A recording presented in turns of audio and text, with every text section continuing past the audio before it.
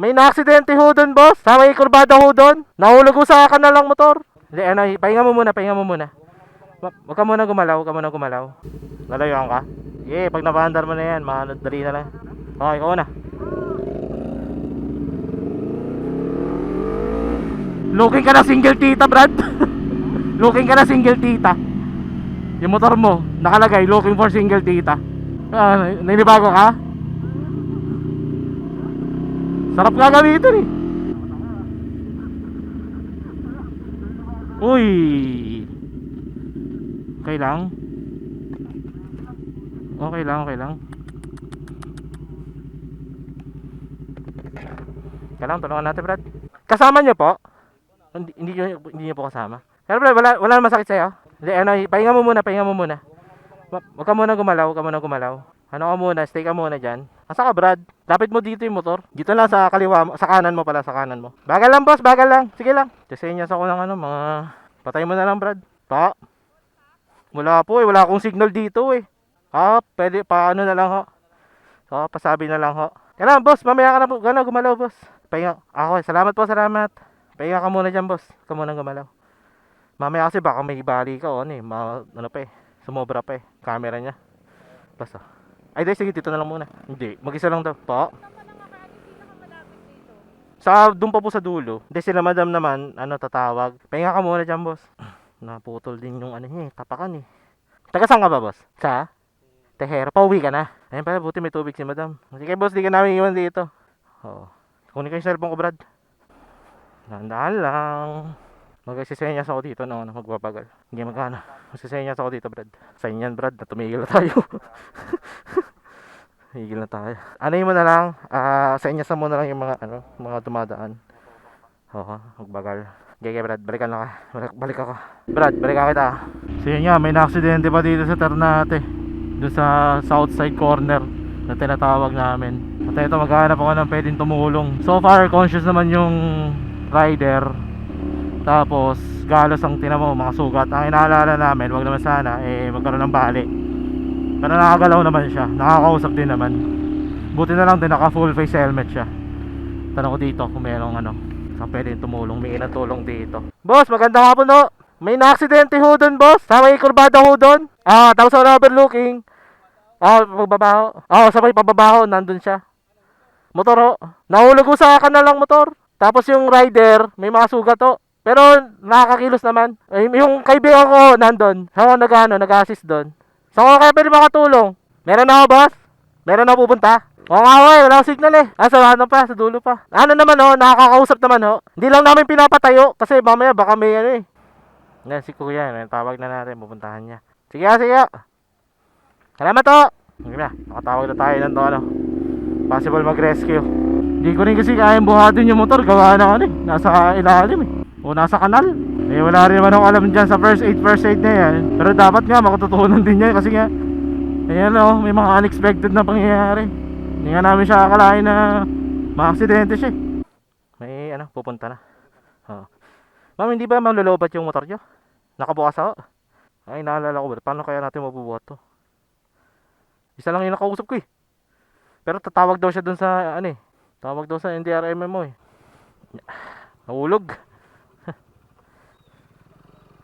Nahulog ko eh. No overshoot. Gixxer ako. Suzuki Gixxer. Hindi oh. Nakita lang ho namin. Pauwi na ho sana kami kasi nakita namin si kuya eh. Dami na ho talaga biktima na ito. Itong kurbada na to. Bagay ho. Sa tagal namin nag-ano dito, dami na kami nakikita dito. Tatawag na po si kuya. Kayo po ma'am, saan ko yung nauwi? Papunta po kayo dito. Sige ho. Salamat din po ma'am. Sige po. Paano rin ho kasi kami, pakabitin eh. Papauwi na rin ho. Yun, tatawag na ng ano, magre-rescue. Kami dito, magmamando muna ng traffic. Mamaya kasi may bumarulot na naman eh. Kadamay-damay pa. Bagal lang kayo. Bagal lang. Salamat kay madam, inintuan din si kuya. Yan lang nga. Bagal lang. Bigat niya. Bigat niyan. Wala akong may tutulong sa ganyan niya.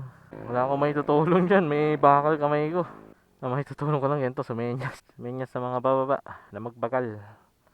Kasi nga, ang dami na na-aksidente sa kurbada na to. Ano kasi to? Triple Apex. Apex dito. Apex dito sa Apex pa dun. Yun sila, binubuhatan nila. Kailan boss? Bagal lang. Bagal lang, bagal lang. Buti. Side stand, Brad, side stand. Buti ano, din na, nakita namin. Do, marami naman dumadaan dito. Pero kung dadaan ka dito ng madilim, di ba? Imagine mo, mag-isa ka lang dito, tas gabi. Wala masyadong dumadaan, di ka makikita. Although may ilaw naman na dito, pero siyempre, iba pa rin yung part na, ano, ay mabilis to. Pero at least nakuha na yung motor, naiangat na yung motor. Tsaka, ayun nga, conscious naman si kuya. Nakatawag na rin tayo na pwede mag-rescue. And yung guard na nakausap ko, pumunta na ng Nasugbu para humingi ng tulong. And once na, ano na yan, nalagay na si kuya sa ano, siguro, ambulansya, tricycle, hindi natin alam. Importante, huwag natin iwan. Kasi nga, nahihirap na, ano, baka may mangyari pang hindi maganda. Hindi rin namin sigurado kung kaya niya magmotor kasi parang napuruhan yung tuhod. Tuhod niya sa kaliwa. Naipit kasi dun sa gutter. Sa ano, sa kanal ng motor. Yeah, yun. Pero importante, yan, naangat na yung motor. Tapos, yun, sana ma-rescue. Dumating na rin yung rescue. So yun. Tingnan lang natin mga ano, sunod na mangyayari. Many unbearable hours later. So yan, buti na lang may mga dumating ng rescue. So far, conscious naman si kuya. Nakakalakad na rin pero dadalhin siya sa ospital. Kasi baka mamaya, may iba pang ano eh. Iba pa siya nararamdaman eh. May adrenaline lang kaya hindi hindi pa masabi.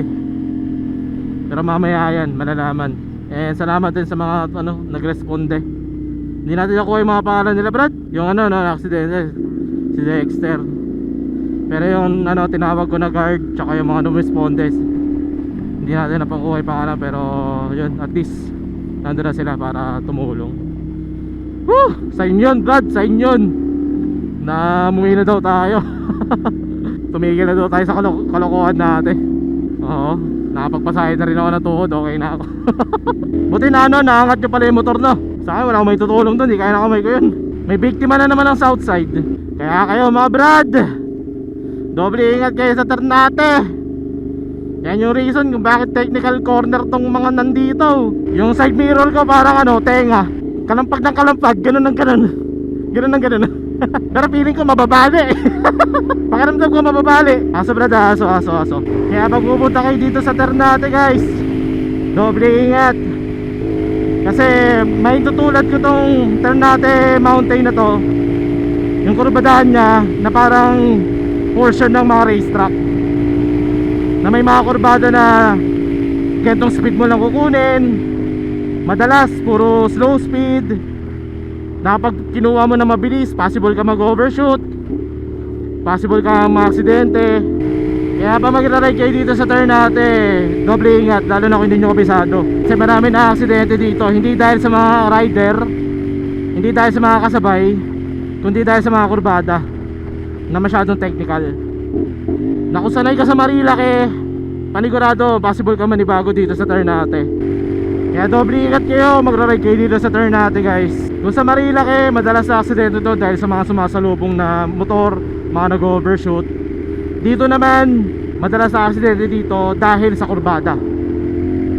Dahil nagugulat sa kurbada, matatarik ang kurbada, tight ang mga kurbada.